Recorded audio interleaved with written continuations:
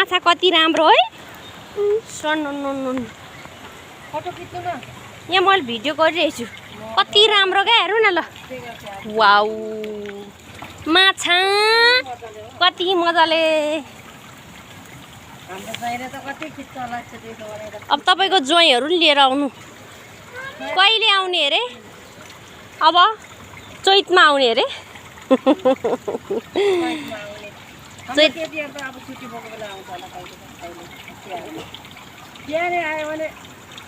हाम्रो हर्क साम्पाङको दिमाग हो नि त हो। यतिको मान्छे चाहिँ हामीलाई चाहिएकै हो नि त। भोट हामीले भोट दिएको खेरो गएन है।